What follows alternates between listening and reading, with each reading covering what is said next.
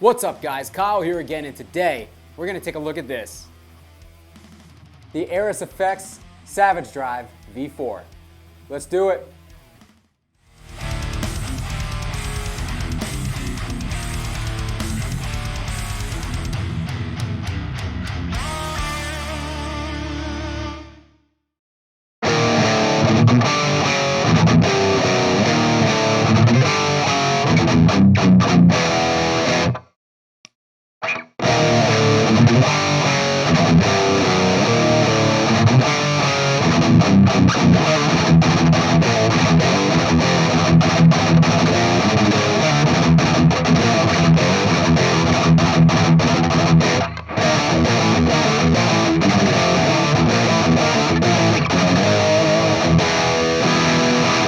What's up everybody? Hope you guys are doing great out there. Today, we're gonna take a look at the Airis Effects Savage Drive V4. First and foremost, thank you to Mr. Truck Driver Sean for allowing me to borrow this pedal long enough to do a demo with it.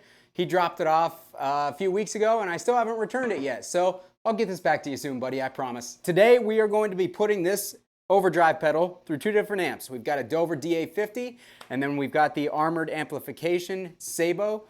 Thank you very much to James and Dalton for sending me the armored in order to check out for a few days. So the intro clip that you guys just heard was the Dover DA50 with the boost not engaged and then engaged. The Savage Drive has always seemed to me like a clear and neutral boost. It doesn't really seem to impart too many mid frequencies or a mid bump, and I think that that's what it was designed to do, because originally the first Savage Drive was created not long after the Brutal Drive, I believe, and the Brutal Drive had a kind of a standard TS9 mid hump, whereas the Savage Drive was meant to be more of a transparent boost.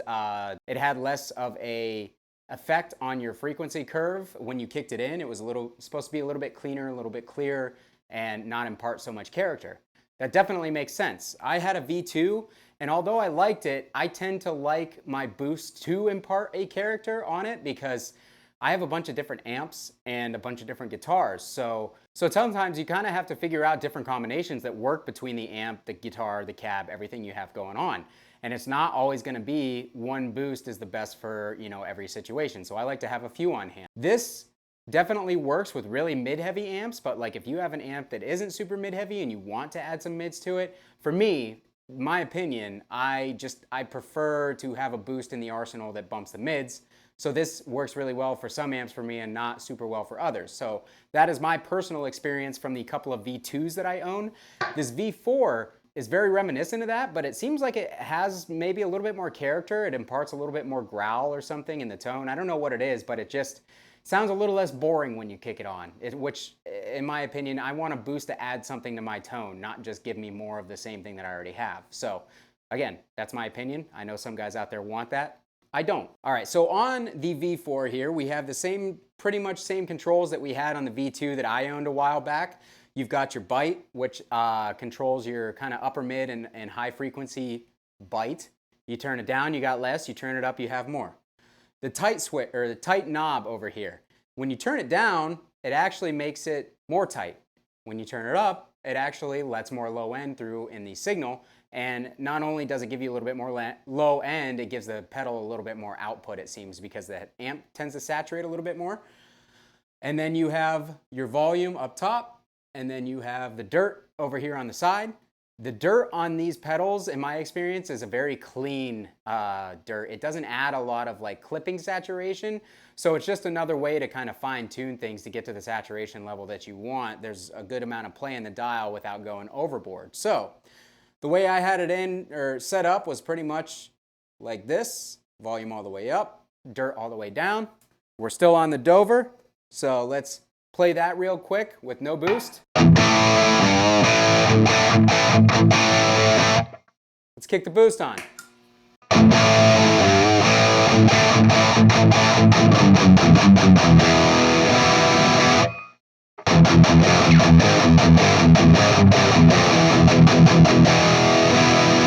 All right, let's play with the bite dial a little bit. Let's turn it down to about 9 o'clock.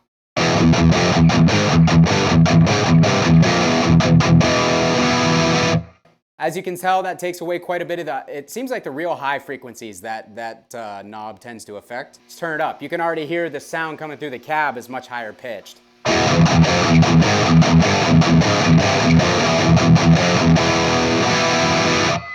Okay, I could see that being really useful on an amp that doesn't have a lot of that high-end sizzle, but I liked it right around the middle.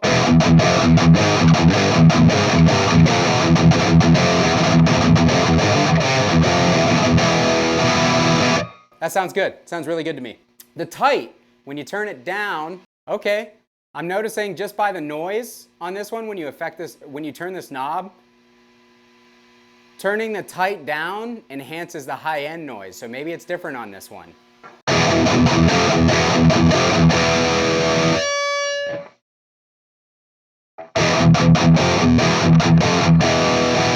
Nope, it's still the same. When you turn the knob down, it is tighter. When you turn it up, it is fatter.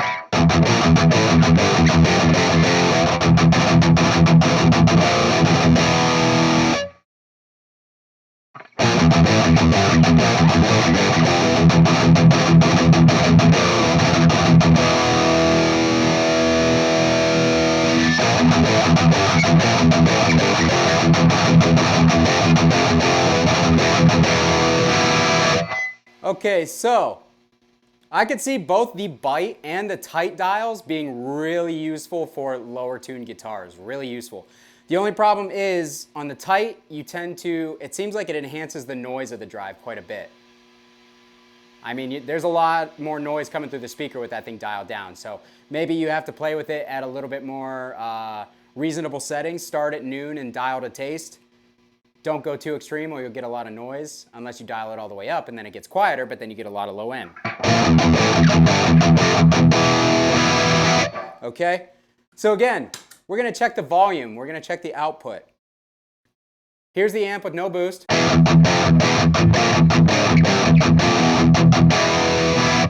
Obviously not all that saturated.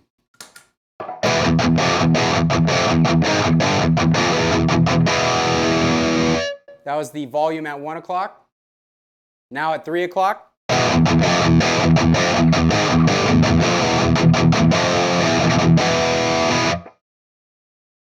Now all the way up.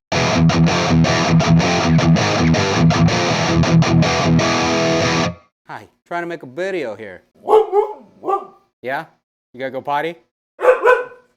All right, so far I'm liking this pedal quite a bit. I liked the V2 as well, but again, certain amps needed a little bit more something. This sounds really good through the Dover. We'll go over to the Sabo in a moment. For now, we're gonna turn the volume down a little bit. And we're gonna turn the dirt up. 9 o'clock, you can already hear the noise.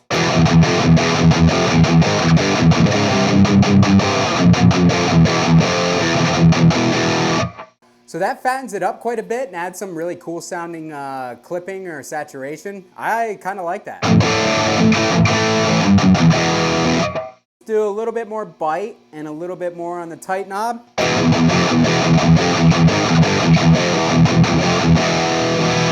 Woo, that fills it out quite a bit. Kind of gives it like a low mid grunt too.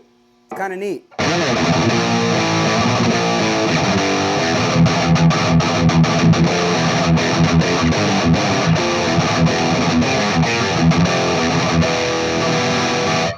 I like that. That's cool. Let's dial the volume up and the dirt down just a little bit.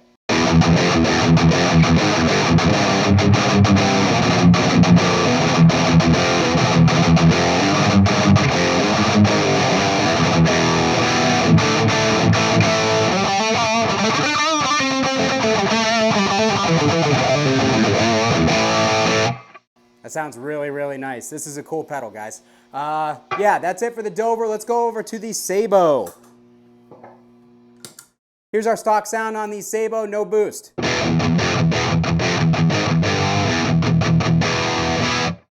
Kick in those same settings on the Savage Drive.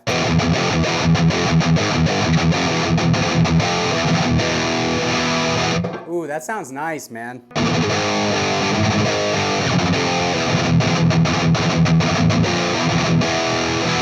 All right, so here, let's dial that tight up. Let's dial the volume up.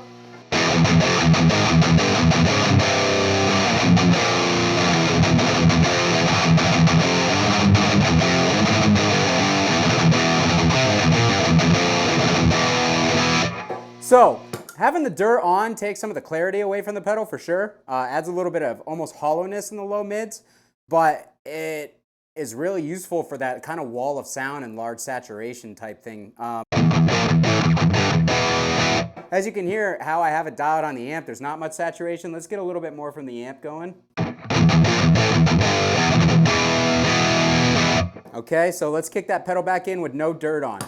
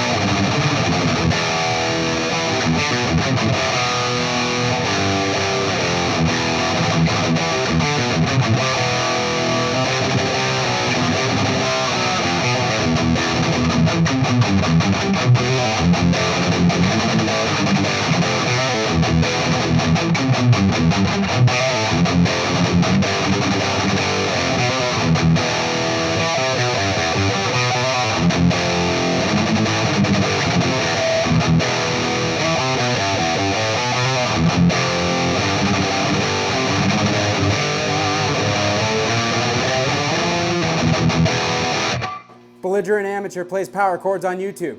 Go.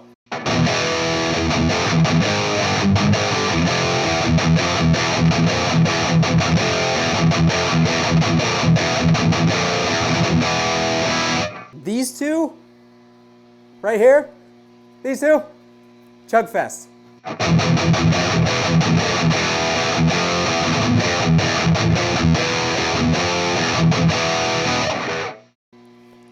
All right, that is too much fun. So let's, yeah, there's really not much else to show you on this pedal. It's pretty straightforward. Let's turn the tight up. This amp is a little bit looser on the low end than the Dover, so with the tight in a looser setting, it doesn't sound as good to me. Kind of has that like rectifier low end going on, but when you dial that tight up, man.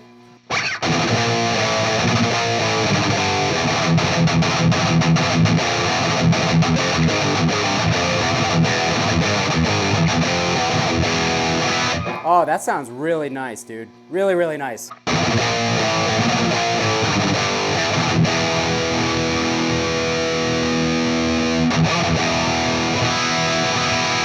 Lots of string clarity and separation too. That's cool.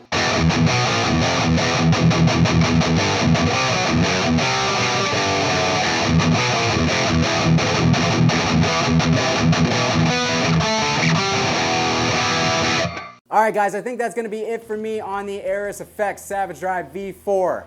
Personally, I give this pedal my recommendation. I think it sounds dope. I think for anybody who doesn't want a boost that colors their signal too much, but still allows them a lot of flexibility in the EQ and a lot of flexibility on how to dial in an amp that maybe has more or less bass than you really want going on, I think this thing works wonderfully for that. So very cool pedal. Great job, Airis Effects. I may have to grab one of these myself. Thank you again, truck driver Sean, for letting me borrow this pedal. If you guys like this video, please hit the like button, consider subscribing to my channel. My name is Kyle, and I will see you guys next time.